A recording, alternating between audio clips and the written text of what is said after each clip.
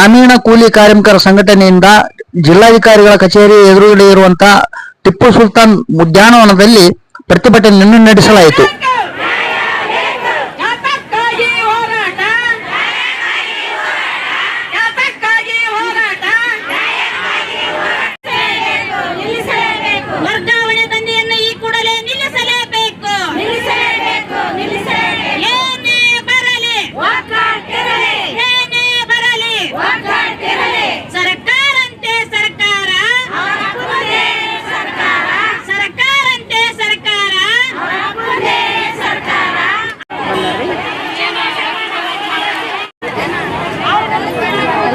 ಕಾರ್ಮಿಕ ಮಹಿಳೆಯರು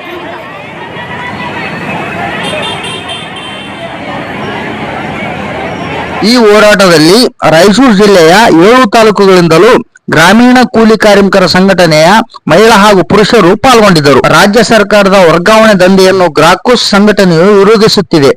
ಜಿಲ್ಲೆಯಲ್ಲಿ ಕನಿಷ್ಠ 3 ವರ್ಷವಾದ ಅಧಿಕಾರಿಗಳು ಕಾರ್ಯನಿರ್ವಹಿಸಬೇಕು.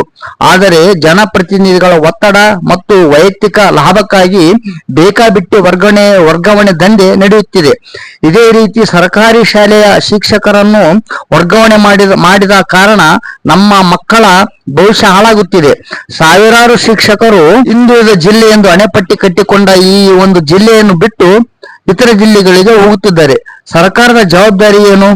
ಮಕ್ಕಳ ಭವಿಷ್ಯ ಯಾರು ರೂಪಿಸಬೇಕು? ಮುಂದಿನ ದಿನಗಳಲ್ಲಿ ಇದೇ ರೀತಿ ಮುಂದುವರಿದರೆ ಉಗ್ರವಾದ ಹೋರಾಟದ ಮುಖಾಂತರ ಸರ್ಕಾರಕ್ಕೆ ಹಾಗೂ ಜಿಲ್ಲೆಯ ಜನಪ್ರತಿನಿಧಿಗಳಿಗೆ ಜನರು ತಕ್ಕ ಪಾಠ ಕಲಿಸಲಿದ್ದಾರೆ ಎಂದು ಹೇಳಿದರು. ಇವತ್ತಿನ ಹೋರಾಟದ ಉದ್ದೇಶ ಏನಂತ ಹೇಳಿದ್ರ, ನಮ್ಮ ರಾಯಚೂರು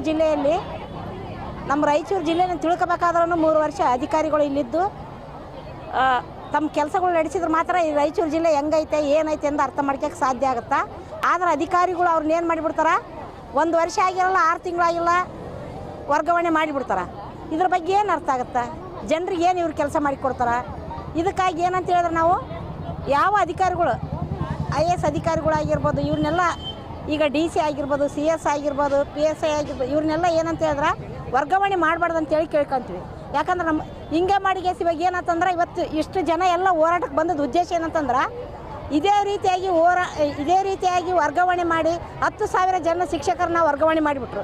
ಇವತ್ತಿನ ದಿನದಲ್ಲಿ ನಮ್ಮ ರಾಯಚೂರು ಜಿಲ್ಲೆಯಲ್ಲಿ 200 ಶಾಲೆಗಳು 0 ಶಿಕ್ಷಕರಾಗಿ ಮಕ್ಕಳಿಗೆ ಶಿಕ್ಷಣದ ಕೊರತೆ ಆಗಿದೆ. ಅದಕ್ಕಾಗಿ ಏನಂತ ಹೇಳಿದ್ರೆ ಈ ವರ್ಗಾವಣೆ ಮಾಡಬಾರ್ದು ಅಂತೇಳಿ ನಾವೇನಂತ ಹೇಳಿದ್ರೆ ಎಲ್ಲ ರಾಜಕೀಯ ವ್ಯಕ್ತಿಗಳಲ್ಲಿ ಕೇಳ್ಕೊಳ್ತೀವಿ.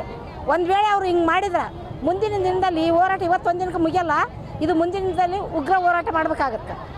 ಈ ಸಂದರ್ಭದಲ್ಲಿ ಮೋಕ್ಷಮ್ಮ, ಶಾಂಭವಿ, ಈರಮ್ಮ, ಮಾರ್ಯಮ್ಮ, ಗುರುರಾಜ್, ಬಸವರಾಜ್ ಹಾಗೂ ಇನ್ನಿತರ 100 ಮಹಿಳೆಯರು, ಪುರುಷರು ಉಪಸ್ಥಿತರಿದ್ದರು.